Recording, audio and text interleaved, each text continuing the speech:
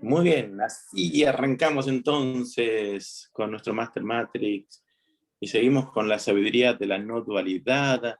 Nilda, Marcela Eiber, Gabriel, Gaby están ahí para guiarnos y ayudarnos a entender o, qué, o a comer ahí, ¿no?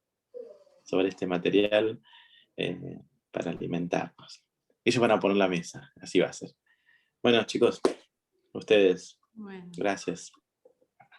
Bueno, nosotros tenemos un PDF, no sé si se puede compartir o tenés que darme para compartir.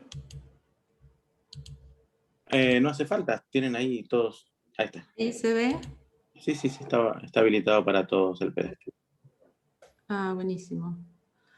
Bueno, nosotros vamos a hablar sobre el lenguaje, como lo trata la autora, en el contexto de la no dualidad. Como saben, la autora lo que trabajamos los tres juntos y yo voy a dar una introducción y luego cada uno de ellos va a ejemplificar con distintas partes del libro en donde les resuena esto y cómo hemos reflexionado en torno a esos conceptos. ¿Sí? En principio me gustaría decirles que cuando ella habla del lenguaje, algo que, digamos, primero siempre lo toca desde la filosofía con Heidegger, trata de hacer una comparación con qué es lo que entiende sobre lenguaje y silencio, que sería la oposición, la no dualidad. O sea, ¿es cierto que el lenguaje y el silencio son opuestos o qué tienen en común? Para decirlo en términos, digamos, nuestros, ¿no? Menos raros, como a veces ella suele escribir. De alguna manera, ella toma desde la filosofía Advaita y lo compara con el existencialismo de Heidegger, y lo que trata de ver es qué tienen de similar y qué tienen de diferente, y si es que existe alguna diferencia. En principio, obviamente ella tiene un origen occidental y siempre parte de esta noción, en principio, que tiene que ver con sus estudios, con lo primero que ella estudió. Y en Heidegger ella lo que encuentra mucho es el sentido que da el autor al lenguaje en la proposición del ser. ¿Qué quiero decir con esto? Para Heidegger el lenguaje desvela el ser. O sea que entendemos qué son las cosas o qué es la realidad a través del lenguaje. Para Heidegger la palabra muestra el ser. Si yo digo, eso es una mesa, el concepto mesa se me desvela por los sonidos comunes que ustedes y yo tenemos en concepto, que sabemos que cuando lo pronuncio eso significa mesa. Entonces el concepto mesa lo desvela el lenguaje. En cambio, encuentra en la filosofía Advaita que el centro de la palabra está en el silencio, que es un concepto que no tiene Heidegger y que al cual llega desde otro lugar.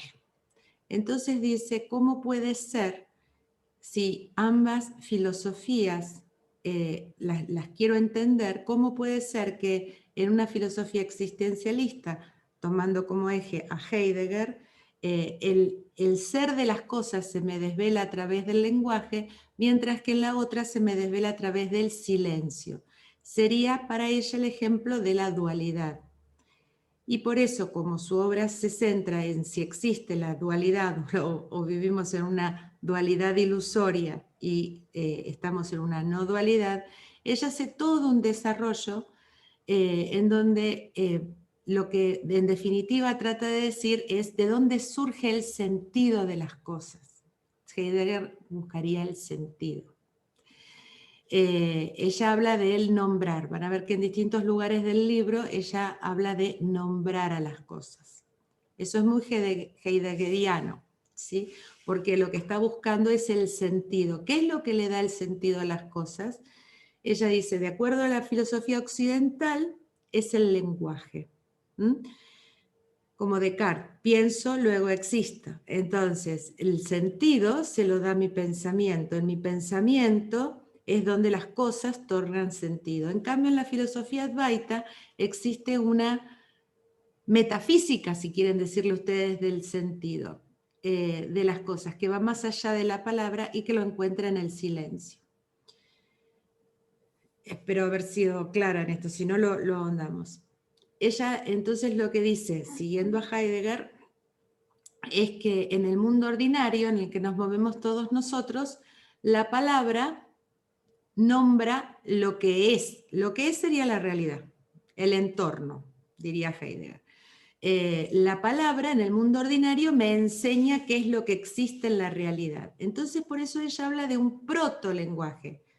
Como ven, acá está, digamos, trayendo una palabra nueva. ¿Por qué? Porque ella dice que el protolenguaje, lo que existe antes de mí, en mi pensamiento, antes que el lenguaje, es de qué manera se articula mi relación como hombre, como ser humano, como el humano que hay en mí, mi humanismo, ¿sí? Con el mundo. Entonces, esta articulación es anterior al lenguaje. Y ella, siguiendo a Heidegger, dice, solo donde hay lenguaje hay mundo. ¿Por qué? Porque si yo no pudiera pensar el mundo no existiría, la realidad sería incognoscible. En cambio, para la filosofía Advaita es conocible a través del silencio. Y de repente, esto, sigamos con lo que dice ella, pero tiene consecuencias muy, muy interesantes, ¿no? Ella habla de un trinomio.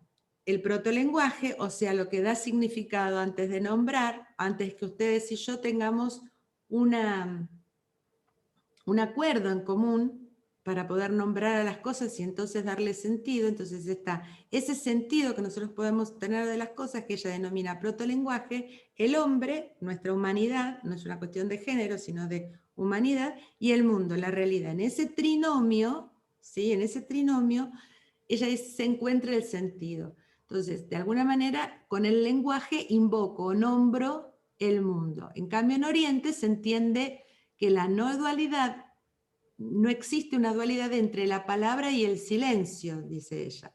Lo que subyace a la palabra es el silencio. ¿Por qué? Porque ese protolenguaje, lo que está anterior del lenguaje, ella encuentra, con todas las citas que ustedes van a ver en el libro, para no hacerlo tan pesado, ¿sí? Es que en mi silencio, en mi entendimiento anterior al lenguaje, que sería el silencio, ¿sí? Encuentro lo que ella dice el sí mismo, el mí mismo, o el principio primordial, lo van a ver así escrito en muchas partes del libro, el principio primordial y ordenador de las cosas, que está en el silencio, de alguna manera está en mi entendimiento primario, que ella lo que dice es, en Oriente eso se encuentra en silencio, en cambio en Occidente se encuentra en nuestra socialización y en nuestro encontrar sentido a la realidad a través de nombrar, tener un lenguaje y con ese lenguaje desarrollar la realidad. De alguna manera es la filosofía occidental la que nos dice, el lenguaje crea realidad, con el lenguaje creamos ser, o lo encuentro desde el silencio, y es un protolenguaje, o sea, anterior al lenguaje. Existe una verdad en sí misma que el lenguaje desvela.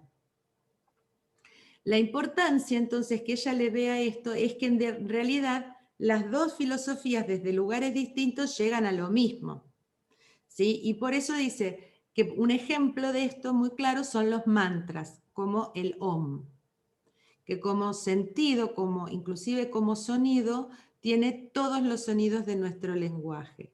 Y lo que ella dice es, con un mantra, lo que hace en Oriente, es como si yo les dijese con un rezo de un Padre Nuestro en Occidente. ¿Qué hacemos?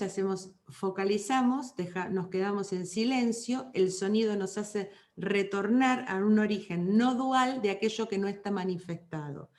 Y nosotros podemos encontrar en nuestro silencio el mayor sentido de las cosas. No necesito a veces el nombrarlo para eso, pero en el fondo en ese protolenguaje, en ese volver, como hace en Oriente la persona que utiliza mantras, ¿sí? Nosotros, a veces cuando utilizamos mantras, ¿quién de ustedes no ha dicho, por ejemplo, yo tengo uno mío, ¿sí? Cuando de repente me encuentro que no estoy bien, digo, todo está bien, todo está bien. Sé que Zulma, por ejemplo, también lo usa. ¿Por qué? Porque es un mantra, es cuando nosotros nos decimos algo, pero en el origen primordial, en el mí mismo, en mi propio silencio, eso encuentra un sentido. No vamos a seguir. Entonces, ¿cuál es la conclusión que ella encuentra? Ella lo que dice es, para Occidente, en el sí mismo, o lo primordial, nace y termina en la palabra. ¿Por qué? Porque como nosotros no tenemos la filosofía Advaita, lo que no nombramos no conocemos. Entonces, la palabra confiere ser. Esto es bien Heidegger. La palabra confiere ser. La existencia del mundo está cuando yo lo reconozco y puedo nombrarlo. En cambio, para Oriente está en el silencio, porque ven en el lenguaje algo que ilumina una parte oculta de mí mismo. ¿Qué es lo oculto? Es ese sí mismo, es ese yo primordial, es eso que vino antes de yo poder entender o conocer una palabra y tener un acuerdo con ustedes de que esto es mesa, ¿sí? Entonces, en ese silencio, cuando yo hablo, lo que hago es iluminar una parte oculta, incluso de mí mismo, porque únicamente cuando lo verbalizo, eso se hace consciente para mí. Por eso dice que el yo trasciende toda limitación de la palabra. ¿Por qué? Porque cree, como en Oriente, y es su conclusión, que de alguna manera nosotros tenemos un límite, que la palabra en sí mismo es un límite, utiliza la metáfora del ojo ella. Yo sé que veo, pero yo no veo mi ojo. ¿Sí? Entonces, como yo sé que veo, pero no veo mi ojo, el lenguaje viene a ser lo mismo. No entiendo el límite de mi ojo. Yo no puedo ver para atrás, es un límite que tiene mi ojo. No puedo ver mucho para los costados, ¿sí? Veo lo que mi ojo alcanza a ver. En el lenguaje, en la filosofía existencialista occidental, aquello que alcanzo a nombrar, alcanzo a conocer y le doy existencia. En cambio, en Oriente, con las distintas citas que ella hace, dice, de alguna manera, el sentido de las cosas o el conocer a las cosas es anterior al lenguaje. Sería el protolenguaje. Entonces, lo nombrado por las palabras son en realidad la consecuencia de la existencia y no la causa, como sería en Occidente. ¿Sí? En Occidente nosotros diríamos, este celular existe porque lo puedo nombrar. Si no, no lo conozco, no lo puedo nombrar. Y ella lo que dice es, me hace sentido y no existe tal dualidad de nombrado o no nombrado porque yo tuve que haberlo conocido primero interiormente para luego poder nombrarlo. Entonces, todo lo que yo hago a través del lenguaje es una consecuencia de mi existencia y no es la causa misma. Es muy interesante, después acá se acaba la explicación y vamos a los ejemplos de los chicos. Es muy interesante esto porque estamos viendo en este momento como, digamos, muchas nuevas disciplinas, la que yo imparto y muchas otras, que se inventan palabras.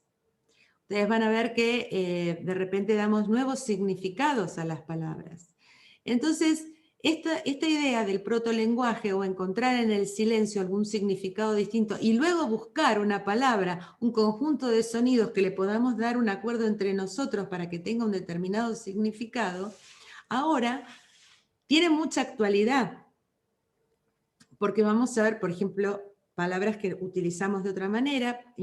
Fíjense ustedes, inclusive si quieren salir de esto en lo que significa el lenguaje inclusivo o no, como esto le daría otra vuelta a poder entender sin ideologías de por medio, ¿no? La existencia de un lenguaje inclusivo tiene realmente muchas variantes que creo que es muy interesante, y también esto de entender que aquello que, digamos, de alguna manera pone en oposición de Heidegger, en realidad ella no es que lo está denostando, lo que dice es, a través de distintos caminos llegan a la misma conclusión.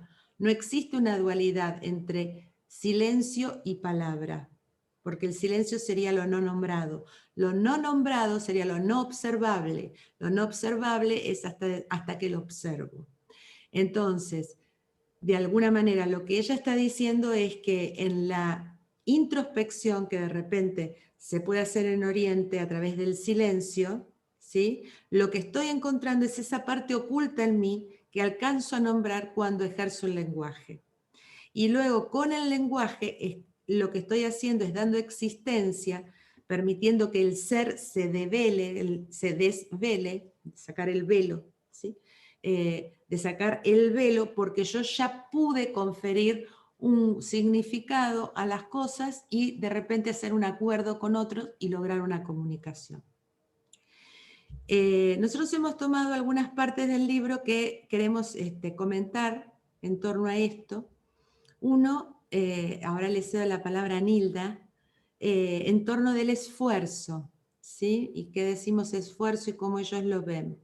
Así que bueno, hasta aquí mi parte, cualquier pregunta lo vemos después. Gracias. Ahora ¿En sería qué capítulo está? Perdón.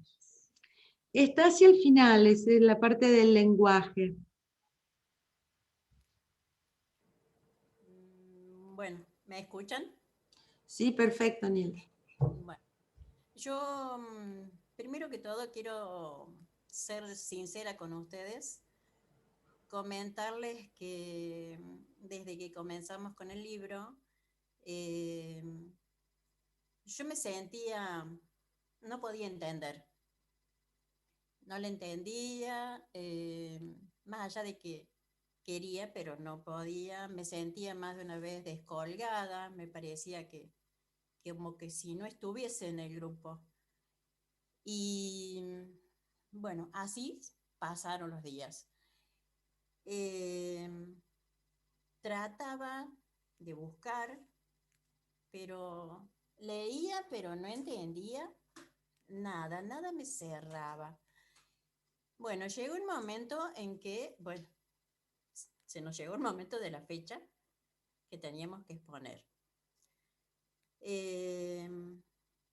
Encontré una frase y casualmente anoche, leyéndosela a Gaby para que él viera lo que yo había encontrado, surgió en mí una experiencia, me pasó algo muy, muy significativo. Les leo la frase.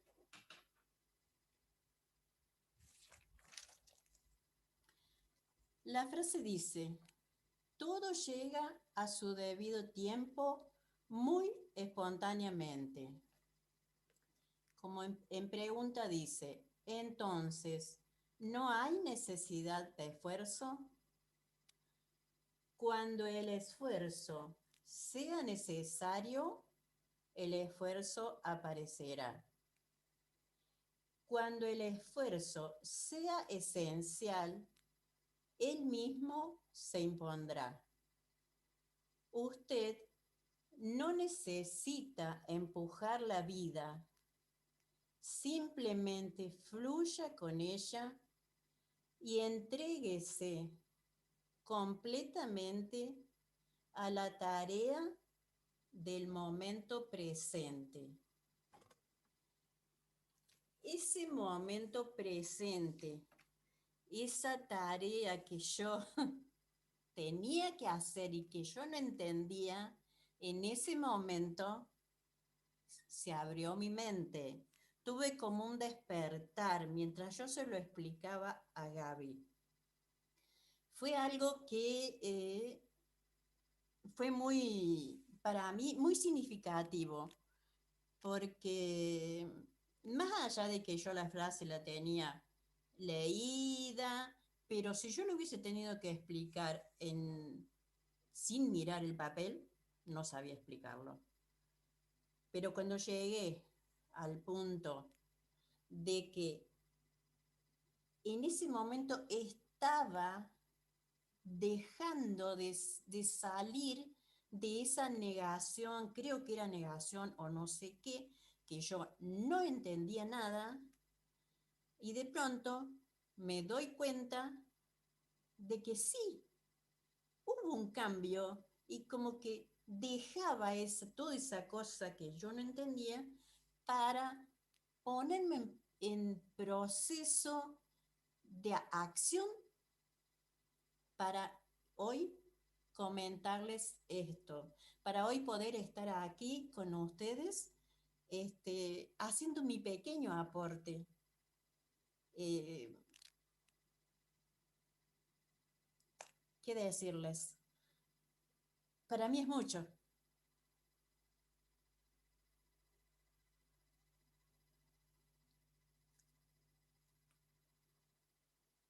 Gaby,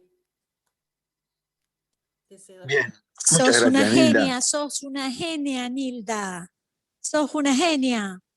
No. Gracias, Nilda. Vos sabés lo que yo te quiero. Bueno, les cuento con mis revoleos de ojos, ya que lo están estudiando Elena y demás. A ver, concatenando un poco con lo que nos presentaba Marcela, ¿no? El tema del uso de las palabras. Y ustedes saben que yo estaba como Nilda también buscando, un poco resistiendo y sabiendo que iba a encontrar. Yo me encontré con una palabra, ¿no? Que era la definición de persona. Y había un párrafo que dice la noción moderna de persona. Y empecé a desglosar desde ahí, partiendo de una frase, ¿no? Que dice, solo hay una vida. No hay nadie que viva una vida. Me pareció tremendamente profunda esa frase, que es con la que empieza todo este capítulo. Cuando dice que no hay nadie que viva una vida, yo me encontré con que, ¿qué tengo que despersonalizar completamente? Ese alguien que yo creo que es, o que soy, ¿no? O que debería ser.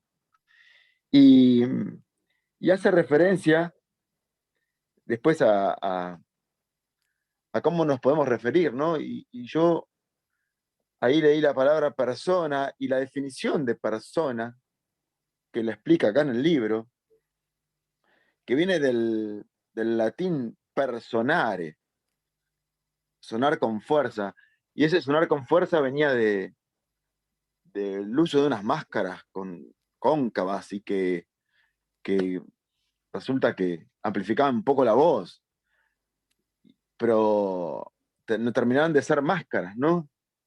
Y, y, y al final, persona es máscara y, y yo me encontré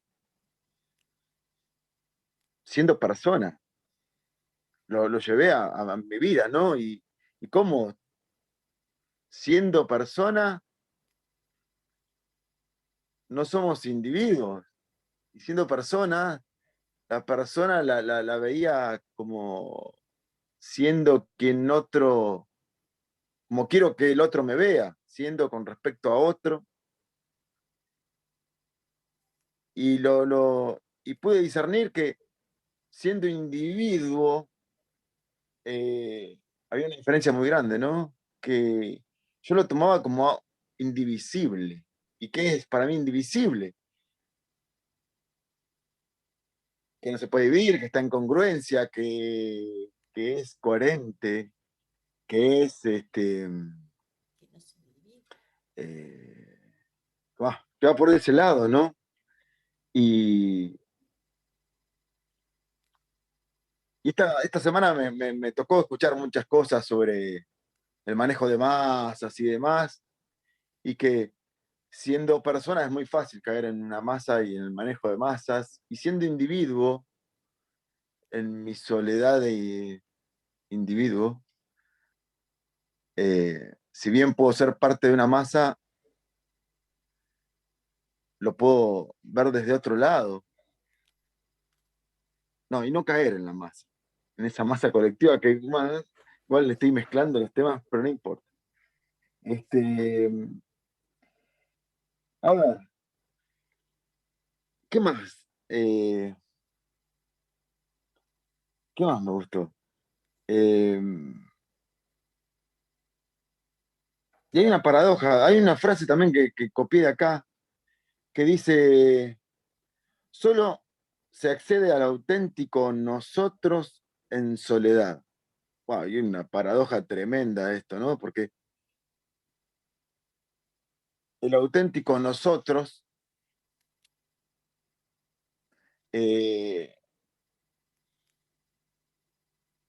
pero en soledad. Y nosotros estamos practicando muchas veces a esto. Como, a ver, nosotros somos un nosotros, este grupo, pero también en la soledad de nuestro individuo, ¿no? Y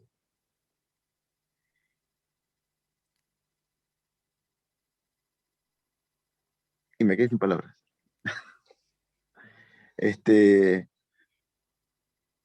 Bueno, es lindo el uso de las palabras, como nos decía Marcela, que somos a partir de ahí de las palabras. Soy tan occidental que duele y me falta mucho para la parte esta del orientalismo, ¿no? Que no me sale ni la palabra, como le decía Marcela. Bueno, ahí estamos, haciendo. Protopalabra era. Protopalabra, de la Advaita y todo esto, que nombraba Marcela, que me queda lejos. Bueno, bien. Los invito a que se metan.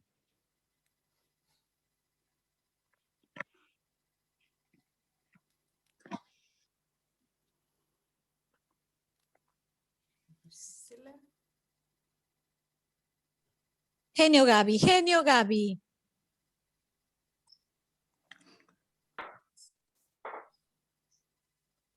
Qué silencio, chicos, por favor.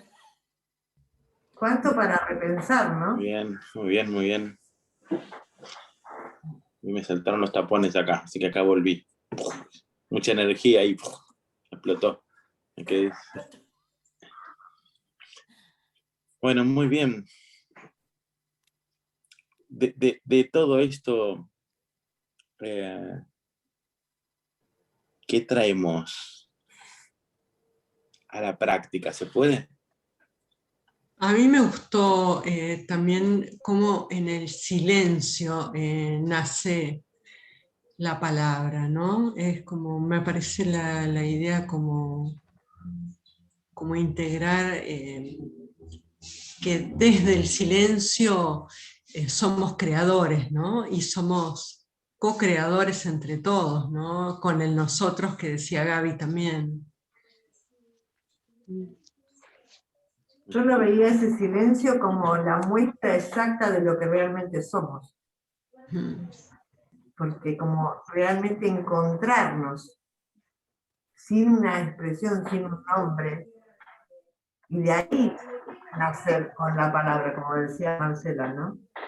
Estar en absoluto silencio y ir formando esa palabra, ir formándonos nosotros mismos también, ¿no? La verdad que es para repensar esto. Claro, algo que nos muestra que lo que dice Cavalier en el libro es muy real y muy cierto en nuestra vida, es que yo les pregunto a ustedes, ¿cuántos de ustedes quieren decir algo y no encuentran la palabra, pero tienen el concepto? Miles de veces nos pasa. Entonces, ¿dónde está el sentir?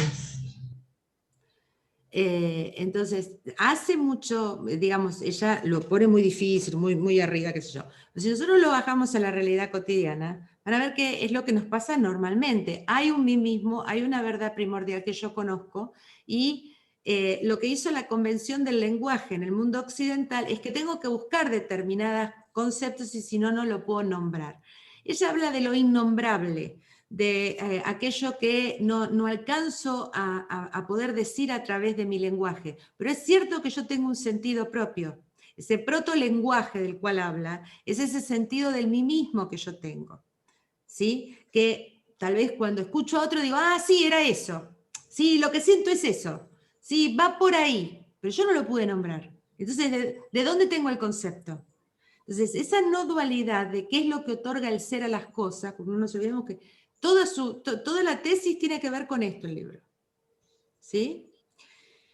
Entonces ella dice, bueno, yo voy a tomar el existencialismo por acá, que es lo que marca toda la idea occidental, toda la gente que vivimos, digamos, de meridiano de Greenwich para este lado, pensamos de esta manera, pero hay otros que piensan de otro, y llegan más o menos a lo mismo. Si nosotros lo resumimos en nuestra vida cotidiana, vamos a encontrar lo mismo. De repente, como hizo Gaby, buceando en una palabra, ¿sí? Encuentro nuevos sentidos. ¿Por qué? Porque ya otros le otorgaron otros sentidos. Puedo ver teorías, puedo ver cosas, puedo ver distintas filosofías y voy a ver que también a las mismas palabras se le otorgan distintos sentidos. Ese es el mundo del conocer.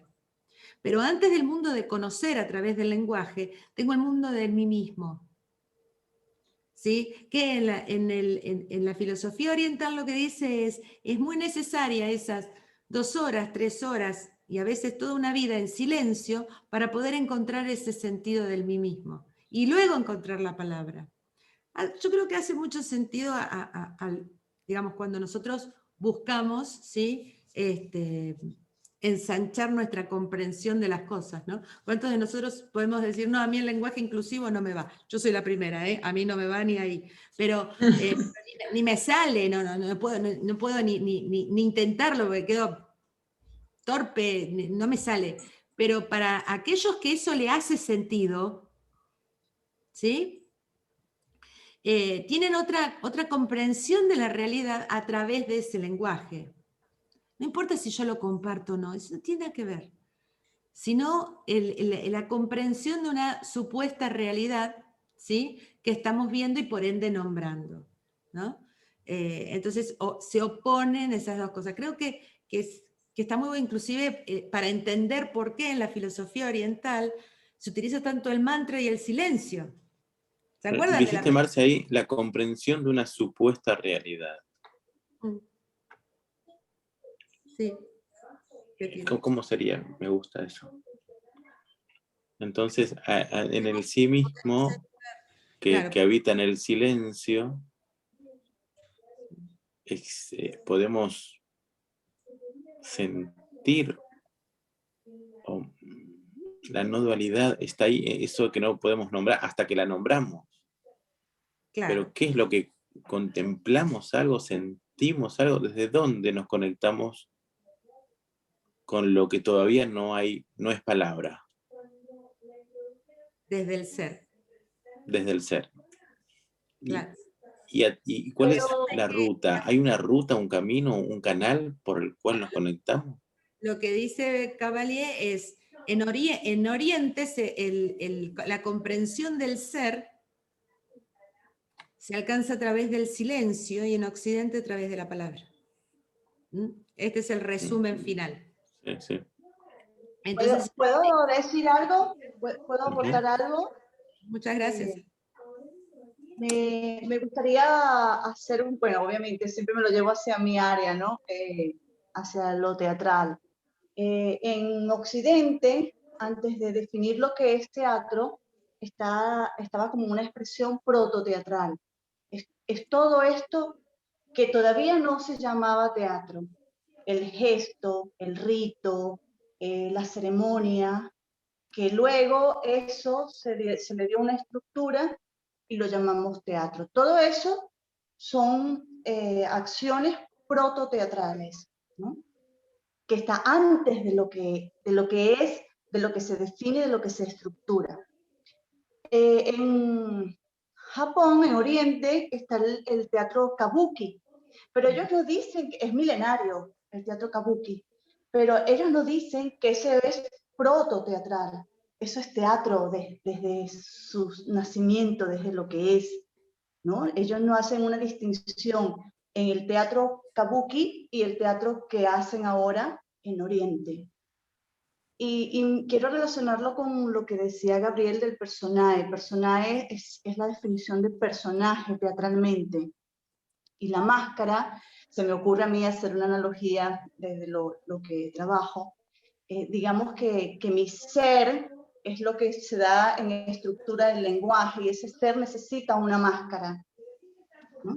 Pero cuando yo me quito esa máscara, es eso proto, es lo que existe antes de ser estructurado, antes de darle una forma, un nombre para nuestra comprensión en este mundo dual. Y creo que allí cuando me quito la máscara es ese ser, es como cuando yo voy a escena, yo soy Lorena y soy el personaje cuando estoy en escena, pero eso es una ilusión, esa es una máscara. Pero antes de esa máscara, lo proto Lorena es su ser. No sé, así se me ocurre establecerlo. Ese capítulo me gustó muchísimo. Yo era uno de los que hubiese querido compartir. Y gracias por compartirlo, por explicarlo tan bien, tan estructurado, tan hilado.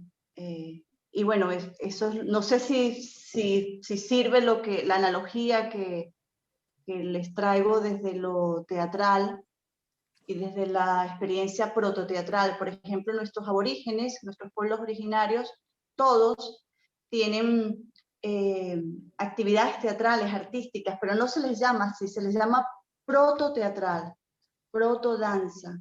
Y es antes de esa estructura que nosotros hemos hecho de lo que es el arte. Y el arte va más allá de lo que podamos definirlo ahora, porque es una expresión humana, es inherente al ser, la expresión como tal. Entonces, no necesita una estructura de lenguaje, ya es. Mira, les voy a contar algo. Todos ustedes conocen a Picasso, perdón, sí, Picasso, digo bien. Todos saben el del pintor Picasso, ¿no? Picasso siempre cuando iniciaba una obra, no sabía lo que iba a pintar. Y cuando le preguntaban qué quiso decir con la obra, él la quería romper. Esto es verdad, esa historia. Él quería romper el cuadro. Dice, si yo te tengo que explicar el cuadro, es porque no entendiste nada. Los cuadros no se explican, se viven. Y cuando él se ponía a pintar, era un lienzo en blanco y eran grandes, ¿vieron? El Guernica, todo es enorme, ¿no? O sea, hay cosas chiquititas que ustedes pueden ver, pero en general pintaba enorme, pero él no sabía, porque le tenía que salir algo, que él esperaba que él hizo de todo, pintura, de todo tipo de artes. Pero eso, como dice Lorena, ese proto, vamos a ponerlo así, ese proto, es eso que le tenía que salir. Que después lo nombraba, que después decía, esto es el Guernica. Pero cuando empezó no sabía ni cómo lo iba a hacer, ¿no? Entonces, esto es un poco el hecho del sentido, ¿no? Los griegos, cuando hacían teatro, ¿no es cierto, Lore? Hablaban del personaje. Eso comenzó con los griegos. ¿Por qué? Porque lo proto es esa Lorena que sale a escena. Pero después ahí Lorena se llama Lucía y quiere tener más novios que su vecina y entonces se mete en todo un problema enorme, pero esa es Lucía. Pero Lorena vive Lorena y vive a Lucía. ¿Estamos de acuerdo? Entonces, esa proto es Lorena viviendo a Lucía. Eso que vemos en el lenguaje o eso que vemos en la pintura, que vemos en el teatro, que vemos en la pintura, es también lo que vemos en el lenguaje y en el sentido, la conexión que tenemos nosotros mismos con nuestro ser. Puede ser que nosotros vayamos por la vida sin ninguna conexión, porque si no lo nombro no es. ¿Sí? ¿Qué quiero decir con esto? que muchas veces vamos por la vida teniendo que ser muy literales, teniendo que explicar todo, absolutamente todo. Y a veces no hace falta que expliquemos absolutamente todo, porque entre lo que yo digo y lo que ustedes entienden, hay algo más que el lenguaje y la palabra literal, como decían antes, o mis gestos, o lo que ustedes ya saben del tema, o algo que estoy comunicando desde mi emocionalidad. Todo eso es protolenguaje. ¿Sí? Entonces, todo eso que antecede al acto propio de la comunicación. Cuando yo hablo, cuando decía Gabriel, habla de el personaje, ese personaje, ¿sí?, es el que muestro. ¿Sí? Pero antes de ese hay un ser que yo puede ser que lo conozca o no, que es lo que en Oriente le llaman lo oculto. ¿Mm? Es esa parte metafísica del lenguaje que se descubre en el silencio, cuando yo descubro el sentido más allá de tener que nombrarlo. Son dos posiciones distintas frente al lenguaje, que otorgan o reconocen el ser desde lugares diferentes, pero que en el fondo lo único que están haciendo es buscando el sentido del ser. ¿Se entiende? Es muy lindo. Me encantó. ¿Qué sentido toma ahora el silencio en la meditación? O esos momentos en los que guardamos silencio absoluto, ¿no? Como conexión a lo que es, ¿no?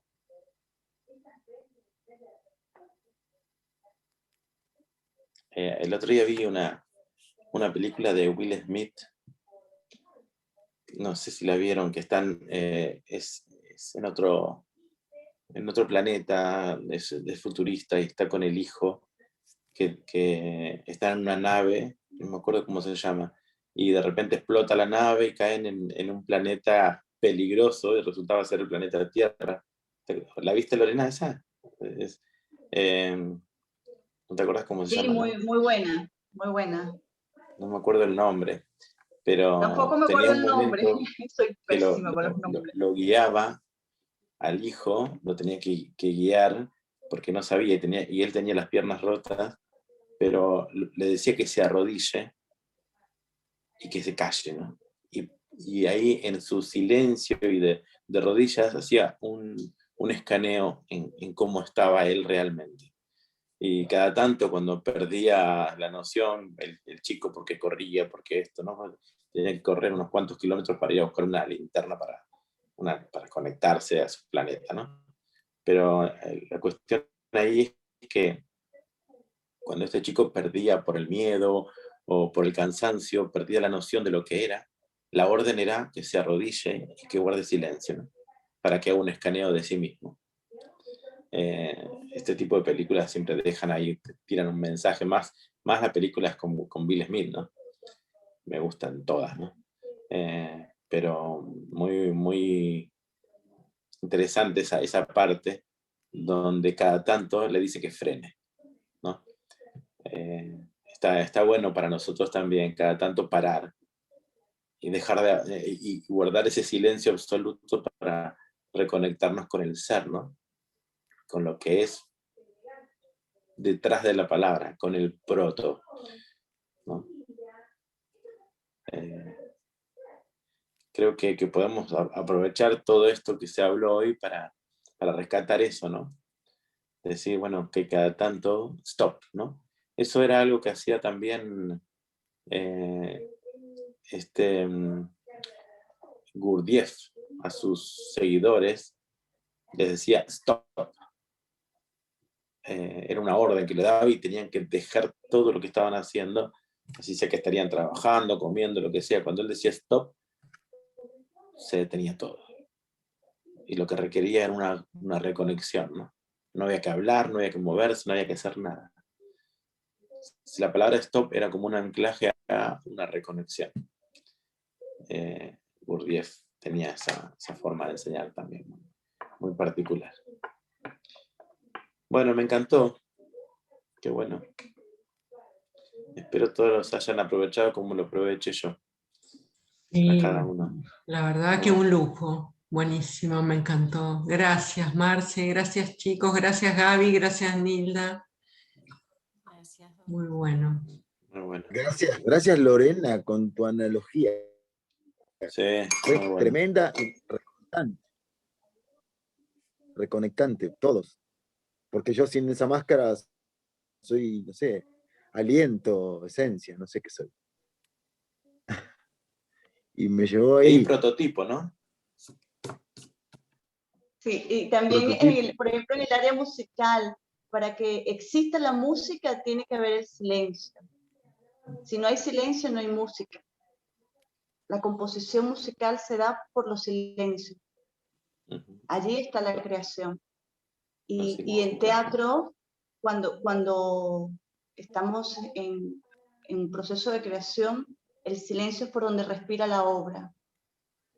Y ese silencio es necesario para que la obra respire y cuando estemos en escena el espectador respire con nosotros. Qué bueno. Qué bueno, qué bueno.